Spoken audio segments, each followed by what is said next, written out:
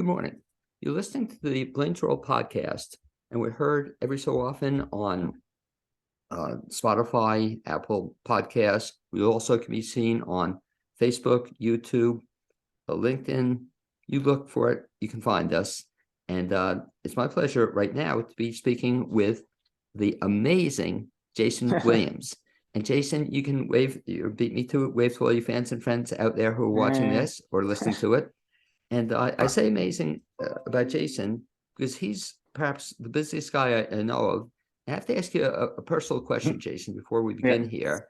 And do you also have a pair of roller skates there with you, or how do you get back and forth to everything? I keep my skateboard in my trunk. Okay. So that's how I get back and forth. Wherever I go, I'll see Jason. You know, he'll either be acting or directing or stage managing or doing lights. And Jason, the question I always ask in the beginning is, in terms of growing up as a kid, where did you grow up? I grew up in Asheville, North Carolina. I grew up right here in these hills here. Okay, so you want a few people to stay in Asheville for the most part?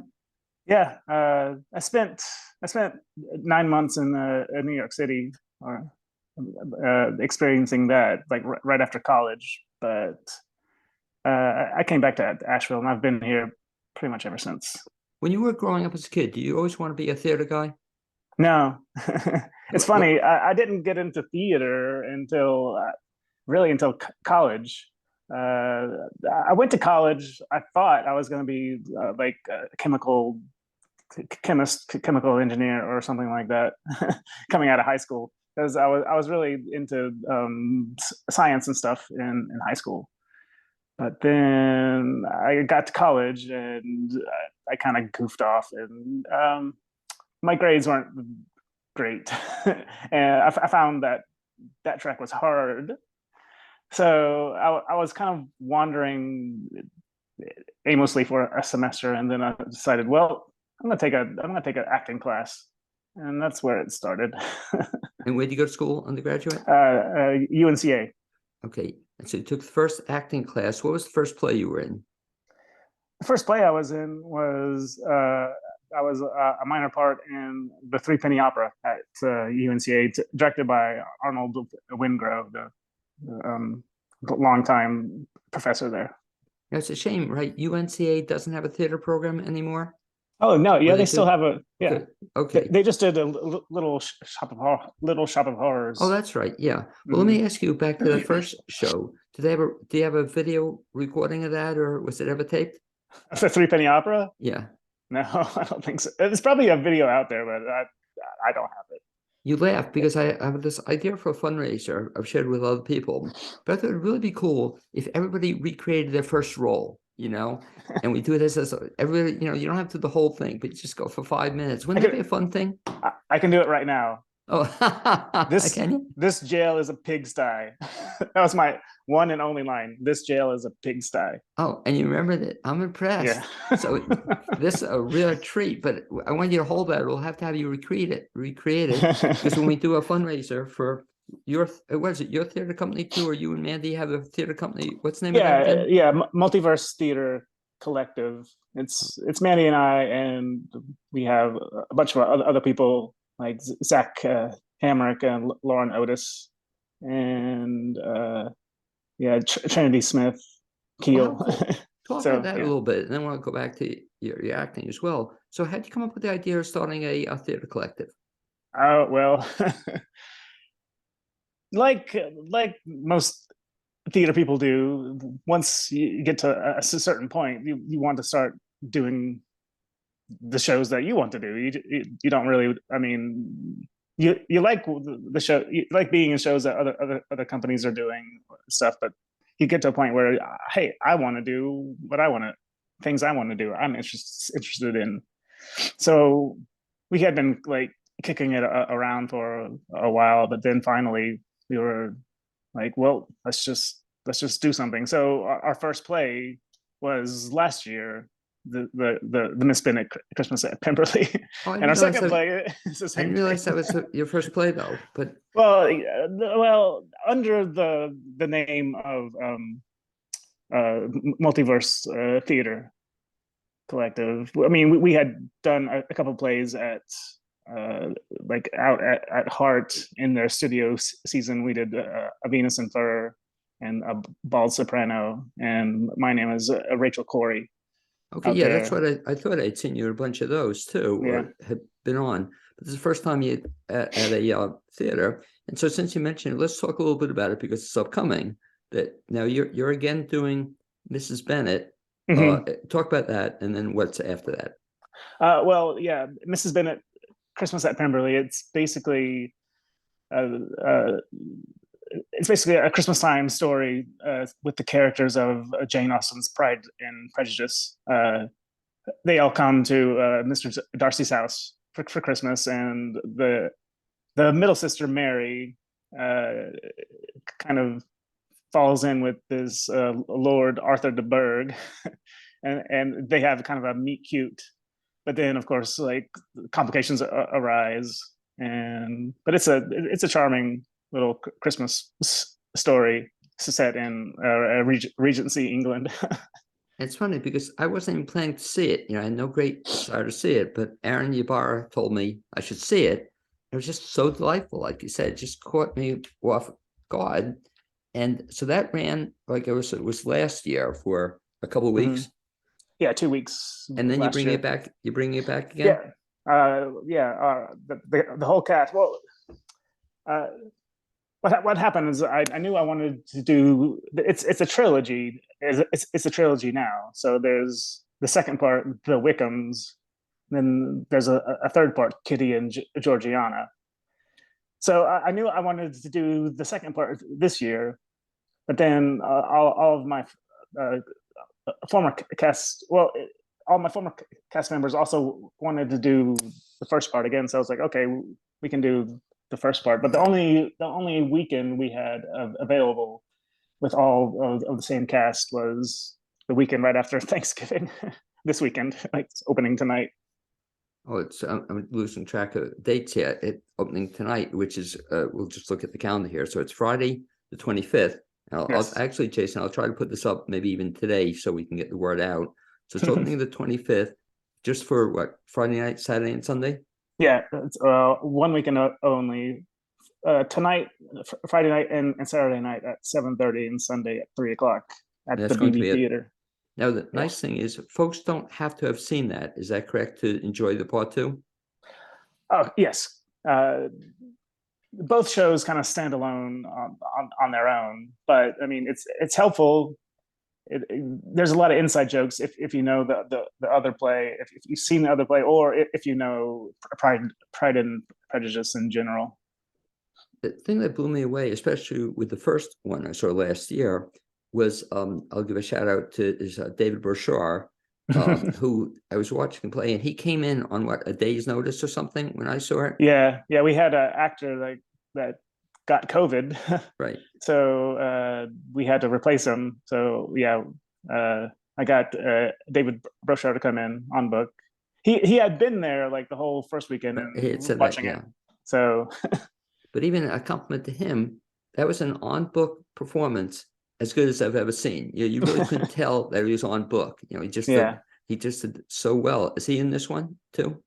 he is not in this one. I'm actually playing that role that David played Oh, okay. because Loxley, the actor that plays Mr. Bingley, he moved to the Southern Pines or something. So he was the only cast member that was not available. So I just took over the So part you're of also Mr. directing. Bingley. You're also directing. Is that right? Yeah, I'm directing, but it's kind of I mean, we had done it before, so there's not a whole lot to direct the second time. It's just getting everybody back up to speed and like maybe fixing things that you saw in the previous one, but never got around to. But now you get a chance. Oh, okay, let's fix this because this like never really worked. This bit never worked or something. Now, also, you I know you're directing tonight, but you've also acted. And talk about that in terms of which do you prefer, acting or directing? Oh, I prefer acting.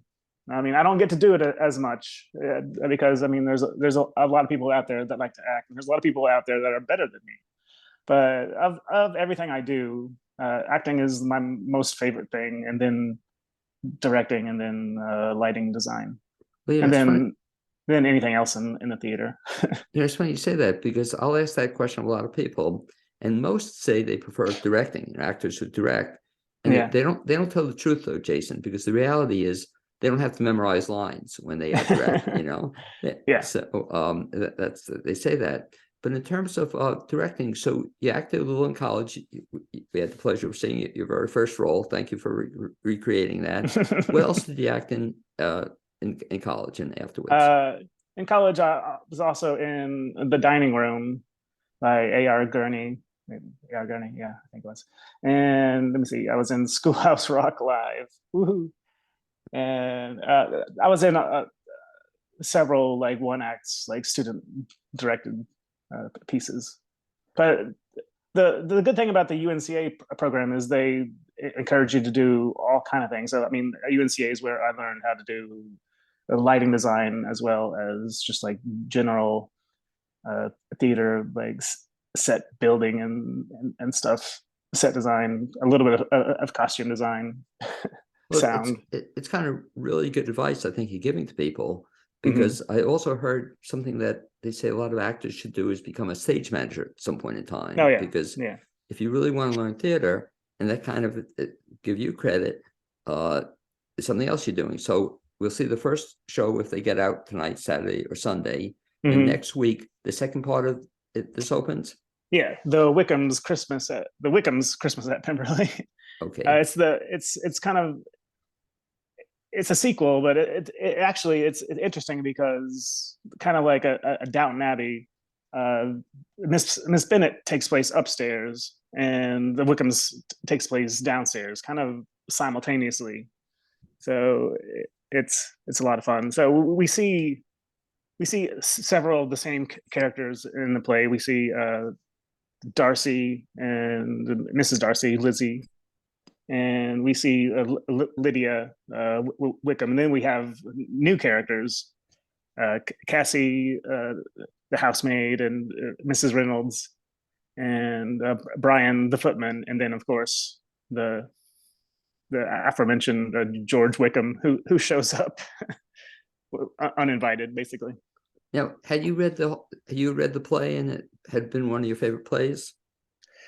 No, how I came across Miss Bennet because I like the playwright Lauren Gunderson. Her work is pretty amazing. And then I was looking through her plays, and I saw, hey, there's a Christmas play, and hey, it's based on Pride and Prejudice. And I knew a lot of the actors at Montfort Park Players also like Jane Austen stuff. We did an adaptation of Pride and Prejudice like 5 years ago or so, and yeah, a lot of us like Jane Austen as well. So I was like, hey, this ought to be fun. So I got that script and read it, and it's like, hey, this is a lovely script. And then pretty much when that script came out, they had their premiere of the Wickhams.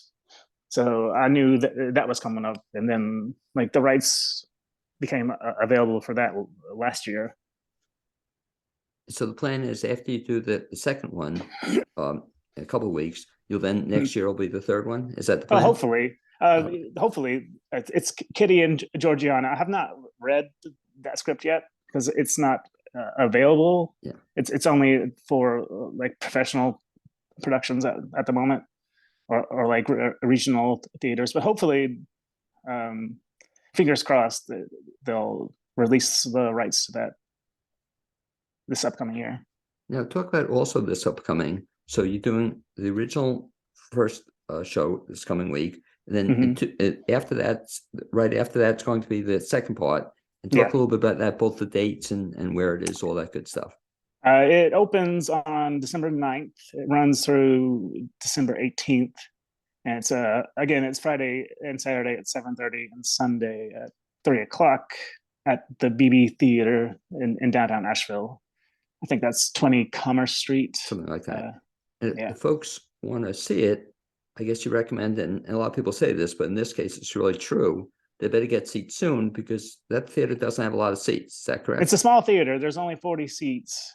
So, and I mean, looking at ticket sales, I mean, it's still like 2 weeks away, but I mean, we're still like a third sold. So I mean, we've sold about 12 to each performance or something like that. But again, it's a small theater, Christmas time, and also it has, again, I don't know how you do it, but it has, I think, one of the great casts. You know, I always say that, but I know Yeah. everybody in the cast. Talk a little bit about who's in it and their Okay, roles. so Miss Bennett, Trinity Smith Keel plays Mary Bennett, and Aaron Ibarra plays Arthur de Berg, kind of the love interest, and then we have Hani Murder plays Lizzie and Lizzie Darcy, and then Zach Hamrick plays Mr. Darcy. Emily Tucker plays Mrs. Bingley. I played Mr. Bingley, and Lauren Otis plays Lydia Wickham in the first one. And then so the second one, we bring back Hani as Mrs. Darcy, and Zach as Mr. Darcy, and Lauren as Lydia. And then we add Alex McDonald as George Wickham, and we have Gabby Bailey as Cassie, the housemaid, and we have a new actor, Desmond Williams. Okay, I don't think, no relation to me. Okay, he plays Brian, the footman, and then we have Dana Gillum. It plays Mrs. Reynolds, the main housekeeper at the Pemberley estate.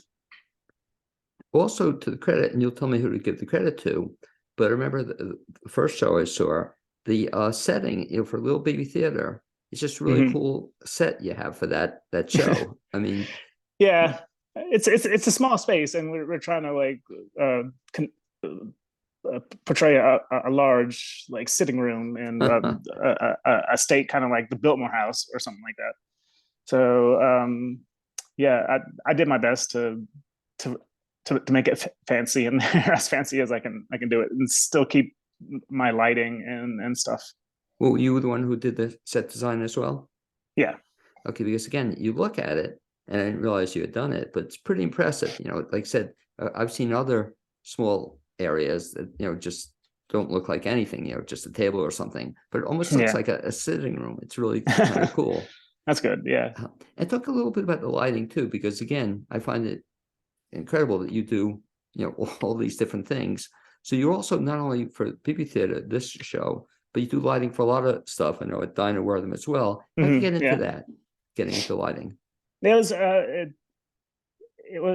at UNCA. Just you start by taking a basic like elements of production. So it's kind of an overview of everything that goes on in the theater, from just basic construction of sets all the way up to lighting and sound and costume and set design. So through that, I kind of like developed a liking for theatrical lighting and stuff, and that became an interest. So I took classes like what am I trying to say? I took specific classes to learn how to do lighting design, and so yeah. And then of course you start with like small productions at UNCA, and then you maybe get one of the main stage shows. And then, I mean, I just got lucky around town. I just like, I was in a show, I forget what show, but I mentioned, hey, I can do lighting design. And so I was like, yeah, sure. And then it's just kind of like snowballed from there. Because So, not yeah. only if it's on the lighting, then you also have, every show has a person in charge of the lighting, I guess. You have a lighting does the lights as well. Yeah, most shows have a lighting designer of some sort. and then they usually also have a board operator that runs the lighting. I mean, sometimes I do that, and sometimes I don't. Well, we saw that the other day. I think I was telling you a friend of mine's doing a show at Dinah Wortham, and she and other people were just amazed about how lighting has changed over the years. It used to Yeah. be a whole different thing. Now it's become I guess a lot easier to do lighting now for a show. Well, yeah, it's become easier in some ways. I mean, now it's all like the Dinah Wortham, the big theater and the small theater to a degree. It's all LEDs and color changing, so you don't have to mess with gels and stuff as much anymore, and it cuts down on the number of instruments that you need. But also, I mean, it can get more complicated because you've got so much more available to you that sometimes you get lost in like the details of things. And also with most theaters don't have moving lights and stuff, but some do. The Dinah Wortham does, and so also that's a whole other skill set to like program these moving lights if you want to use them in a show or something. If people want to see the show at the BB Theater, what's the best bet to find out more about it or get tickets? The best way is probably to go to our Facebook page, facebook.com/multiverse theater collective. It should have links to the tickets. Our tickets are through the Magnetic Theater. They are sponsoring our tickets very generously. So when you buy a ticket, it'll say the Magnetic Theater, but it's actually at the BB Theater. They're just helping us sell our tickets. Okay, so we don't want anybody to go to the Magnetic Theater. They're going to no. I mean, the Magnetic has a Christmas show happening too, a Caroling by Gaslight. Oh, that's right too. Which ought to be wild, but it'll be completely different. It's completely different than Miss Bennett or the Wickhams. Well, yeah, I was going to ask you. It's funny because I just did a show on the show at Magnetic, and they said it's definitely not for kids. Whereas your show is could be appropriate. Our show is pretty much Our show is pretty much family friendly. I mean, kids under like 13 might be a little like bored by it, but I don't know. I mean, it has to do with characters from literature. So I mean, it's appropriate for all ages. Right, that's the point. But it's just a delightful show that people will be surprised at, I think, if they see. Yeah. And again, I encourage people to see that they don't have to, as Jason said, the first one, but it's a good, if you haven't seen the first one, definitely see the first one, then the follow-up as well. Talk a little bit about, Jason, after this is done, do you have anything that you can share with folks that you're going to be doing? Yes. Well, our group will be doing a show at Heart in the studio season upcoming. Nice. I don't think it's been released yet, but it's a play called Dance Nation. It was actually a finalist, or it didn't win, but it was nominated for a Pulitzer Prize like 2 years ago. And the story is about a group of 13 like prepubescent like dance competitive dance kids, and it's a story about them trying to get to finals and stuff, just kind of your basic like sports story. But the interesting thing is that they're all played by adult actors, so it's kind of like we see these kids like what they become later in life. Oh, actually, it sounds great. You're directing that one?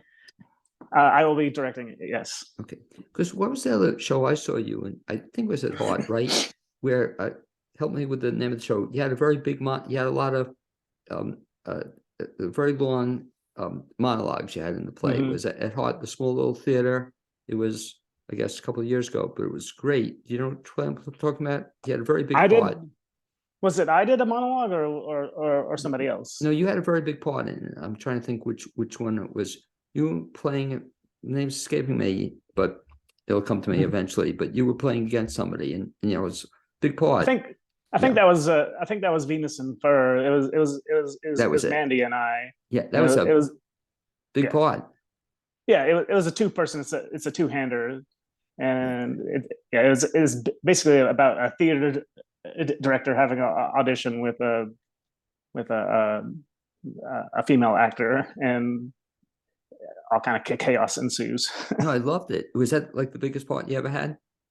I guess it depends. I mean, it's a big one, but Yeah. I mean, I think I've had bigger, like at Montford, like Richard II and stuff.